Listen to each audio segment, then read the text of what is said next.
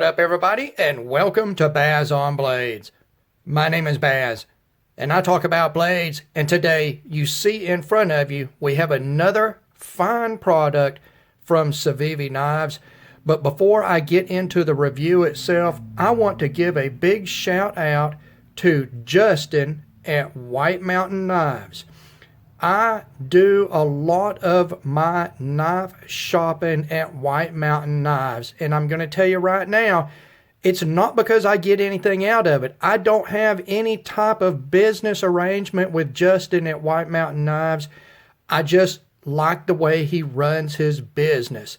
There are all kinds of 10% discount codes out there from other knife channels, and you can use those on any product to get 10% off your product. The shipping has always been super quick. Inventory is typically pretty stacked. And you know what, guys? It's just been a pleasure to deal with Justin at White Mountain Knives, whitemountainknives.com. Check them out whenever you want to buy something. What we are going to talk about today is the new Civivi Appalachian Drifter. Now, we're going to take a look very quickly at what we've got here. The Appalachian Drifter, model number, layered gray G10 rose pattern carbon fiber, black SS liners, and black hand-rubbed Damascus blade. Typical Civivi packaging. Beyond that, I think their packaging is very well done, understated, classy, modern look. The knife is going to come in the Civivi zipper pouch. And I've always been super happy with Civivi product. Inside, you're going to find the knife. You're going to find some printed promo material from Civivi, your Civivi branded microfiber cleaning cloth, and a couple of stickers for Civivi We. There you go. All right, so typical packaging for Civivi, guys. For what you are paying for Civivi product, you are getting, in every respect, you're getting a quality product. Now, what we've got here is the Appalachian Drifter. This is a small EDC type of knife. It is a flipper. This particular model is in their stainless Damascus. That is, it has a black finish, and then it is hand rubbed off for the contrast, for the layers of Damascus. And this is my favorite pattern of Damascus from Civivi so far. The handle, look at this handle, guys. I love this material. It's a layered G10 in carbon fiber. The carbon fiber is in what they're calling a rose pattern, and we will get more into materials. Let's go ahead and bring out a knife to compare this to, and that is another model from Civivi, and that is the Rustic Gent.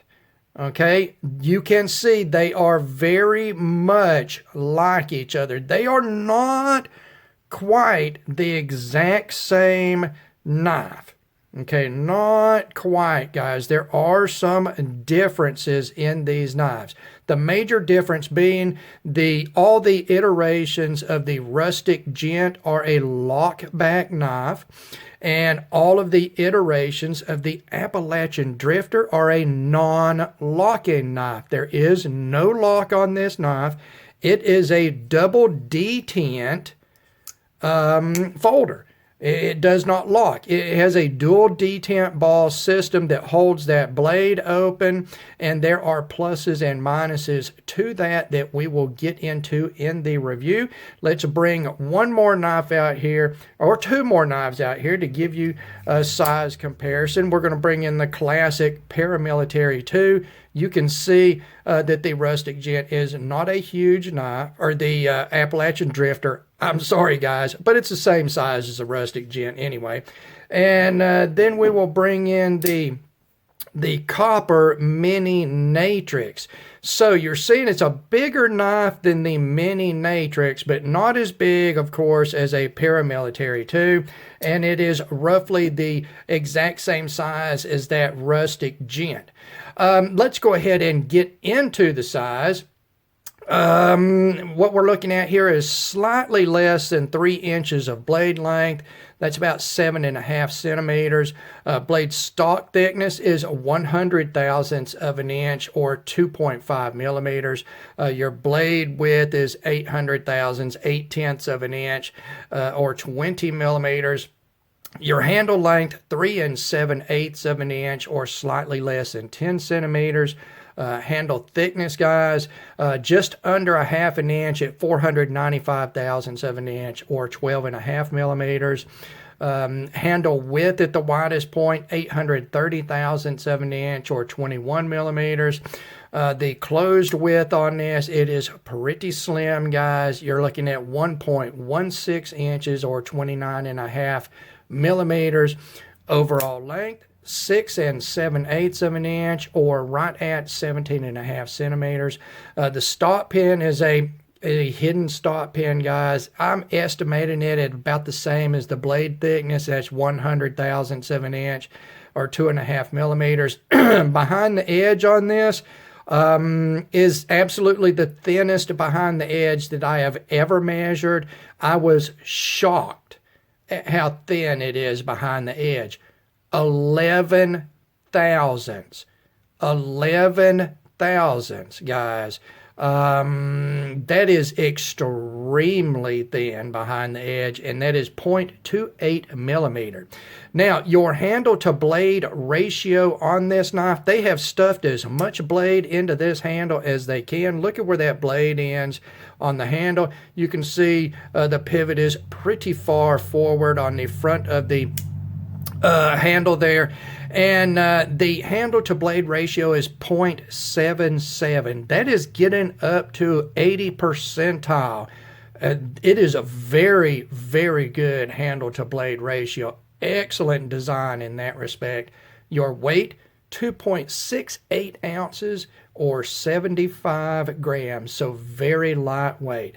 So let's talk about pricing, and then we'll talk about materials. And I'm going to give you the pricing at White Mountain Knives.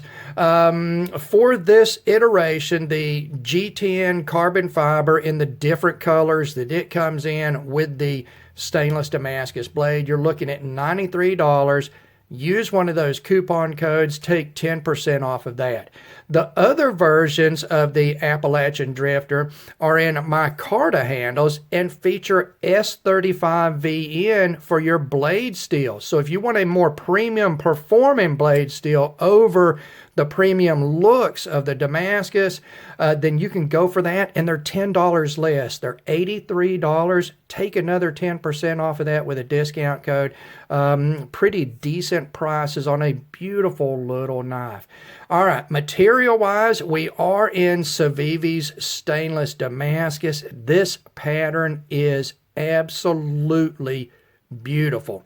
Civivi has been pretty tight to the chest with their ingredients for their Damascus.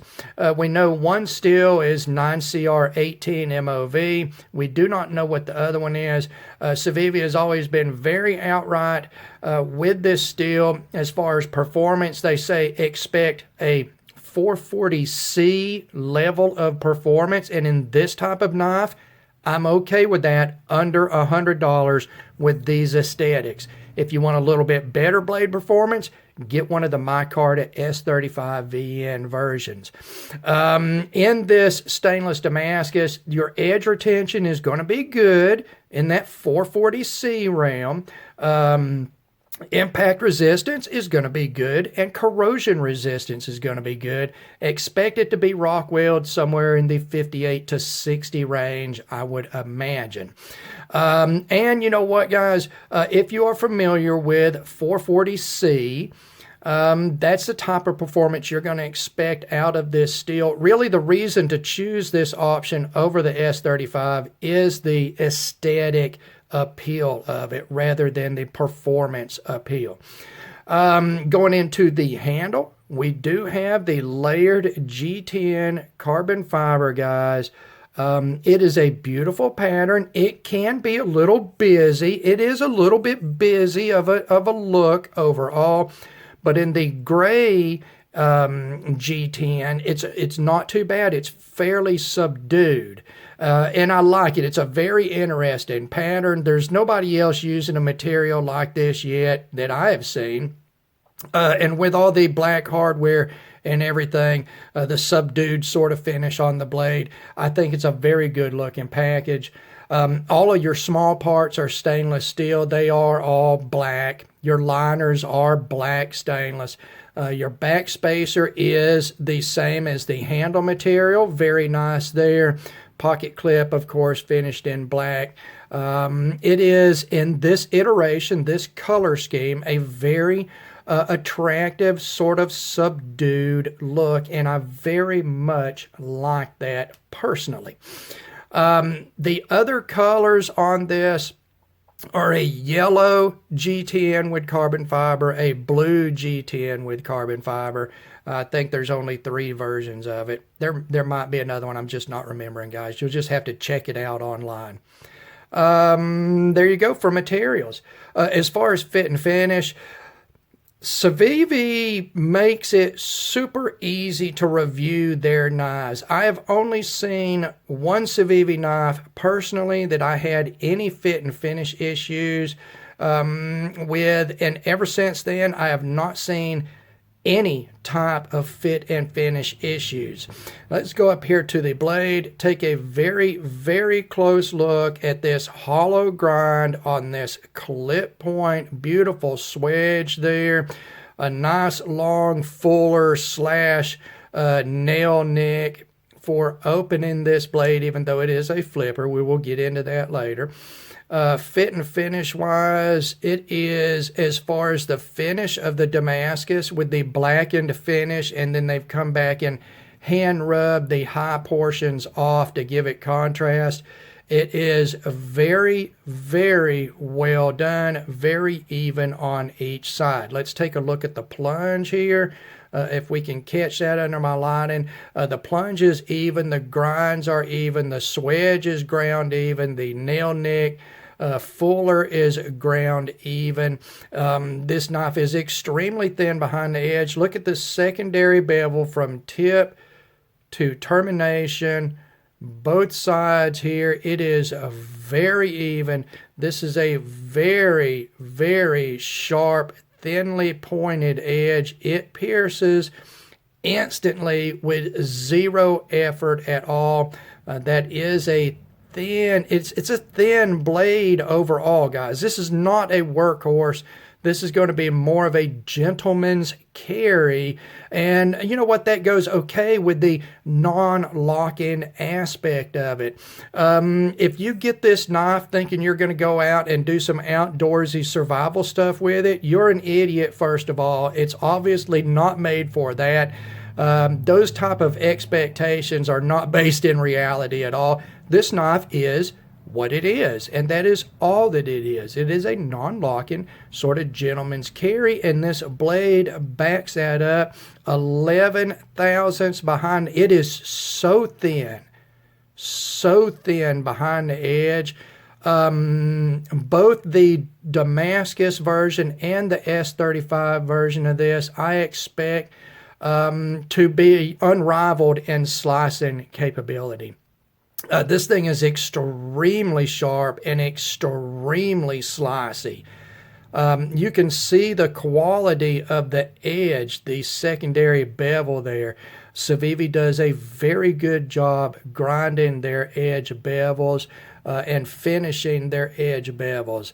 So as far as fit and finish in that blade, I'd see zero issues there. And I know there's something you guys have noticed. Zero billboarding. There is nothing on this blade. Nothing to block or diminish or take away from this beautiful pattern of Damascus. Let's go into the handle as far as fit and finish. It is a radially machined handle. It is a sandwich sort of manufacture. It's flawless, guys. Let's close this thing down so I don't get cut on that super slicey blade, and we will take a very slow look up close around the radius, hidden away lanyard attachment point here. We're going to go all the way around the circumference of this handle so we can see the scale to liner fit on it.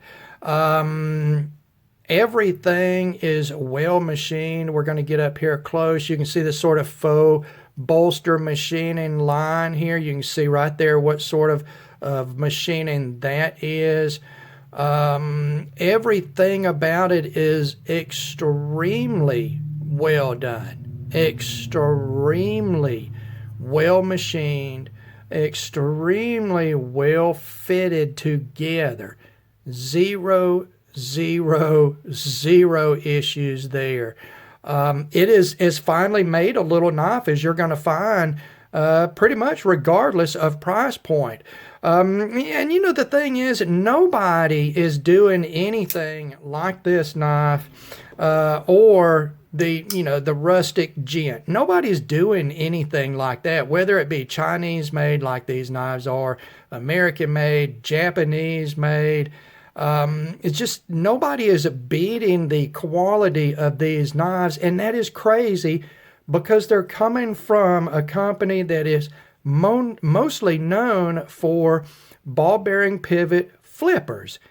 And you know what? This is sort of a flipper too. Now, before we get into the action, we'll take one last look here at this pocket clip. You can see your clearance here, the pocket clip design in the hand. I can feel there's a pocket clip there, but it is not intrusive in any way, and you're not going to be heavy duty using this knife. And that pocket clip is one of the main differences between the Appalachian Drifter and the Rustic Gent. Of course, the Rustic Gent does not have a pocket clip, thankfully. It does come with a leather slip that has a deep carry pocket clip on it. They come together as a package, and I very, very much liked that. This gives another option in this overall design, but with a pocket clip and in a non-lock-in blade, and we're going to talk a little bit about that now. It is a double detent system. Now, basically what that is if you can see down in there on the liners, each of those liners has a tongue slit in them, in the center of the liner. Okay, right here there is a tongue slit in it. On this end up here, there is a detent ball on each of those liners, and each of those liner tongues are sprung towards the inside, much like a liner lock would be. Imagine a liner lock, but contained within the center of the handle profile rather than the bottom edge. When that blade rotates around, those two liners come in and they, affix that detent ball to the detent hole. It is very firm. It is a very firm sort of semi-lockup. It's not locked, and it can be defeated. So you want to keep that in mind as far as safety goes, especially when closing this knife. This knife, as far as a flipper, it has a very abbreviated flipper tab that you barely even notice on the knife. It is very far forward of the pivot point, multiplying its mechanical efficiency as far as its relationship to the center point of that pivot. It rockets open, guys. When it breaks those two detents, it just rockets open. Part of that because it is on a ball-bearing pivot. There's some strangeness going on in the build of this knife. It's different than anything that I have, which is mostly lock-in knives. This double detent that's on a bearing pivot, the only downside I see to it The only downside is when you go to close it. There is no resistance on the blade except for the detent. So when you close it, you want to be sort of gripping it like this with nothing from your hand in the way of the inside of that handle. Because as soon as you break the detent, it's just going to come, guys. It's just going to come. And a lot of times it'll close so easily it bounces off of the stop pin.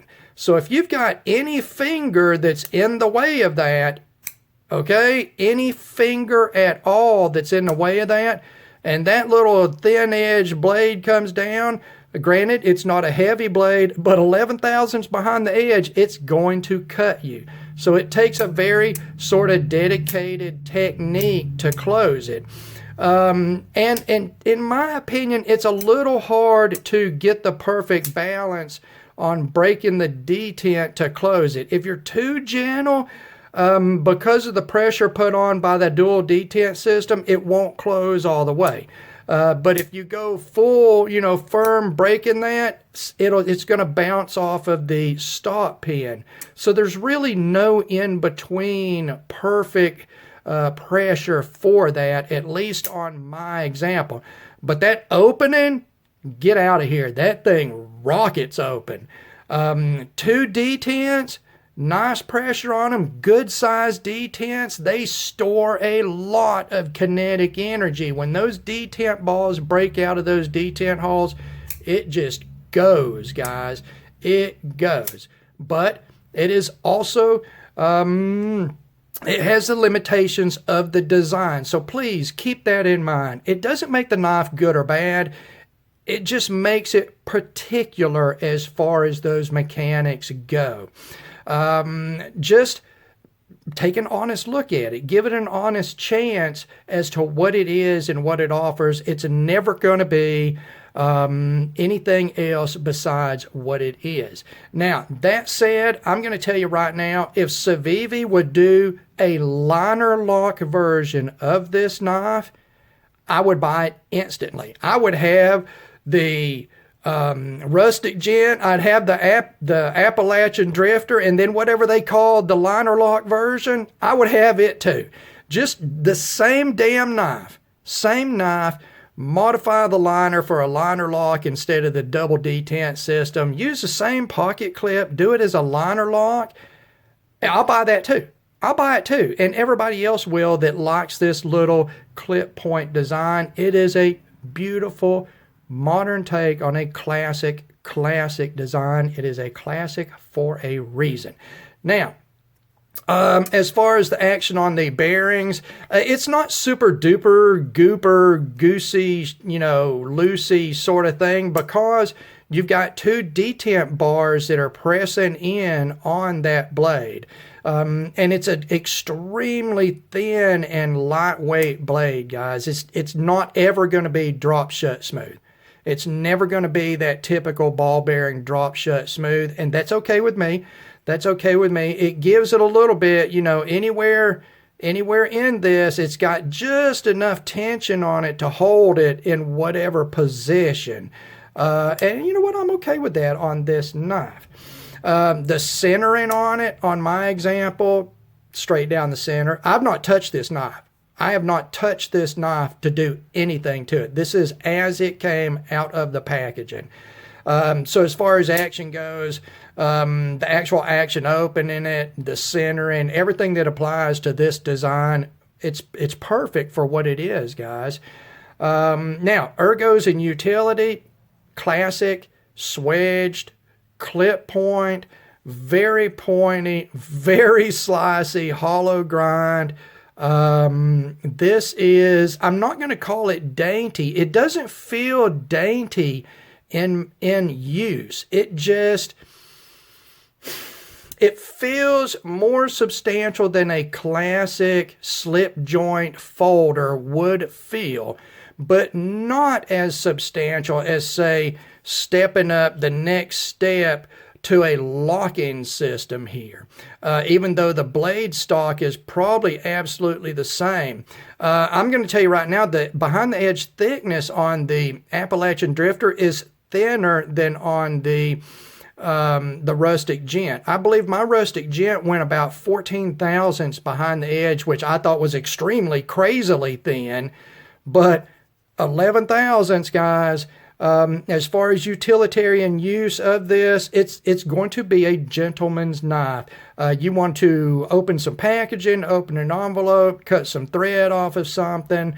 You need a classier knife, small size, to carry to church, to carry into a professional environment, to carry into a higher, a sort of a societal environment. This is a great choice for that. The handle, Ergos, it's a wide open classic design. This is the fit in my medium large hands. Plenty of handle, guys. It's comfortable.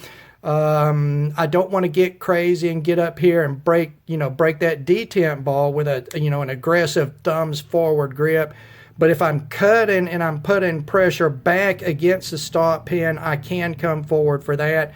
But for light duty, which is what this design is basically for, and that's my opinion, but I don't think you could argue that in any way. For light duty gentleman carry, the handle, ergonomics work out perfect. The size is perfect, right at a 3-inch blade. Overall length of 6 7/8 of an inch. Nice deep carry pocket clip. You can carry it deep. You could take that pocket clip off and just drop it down in your pocket, guys. It would work for that as well. And that lightweight, 2.68 ounces or 75 grams, very comfortable to carry. So, as far as my thoughts on this, I love this little knife.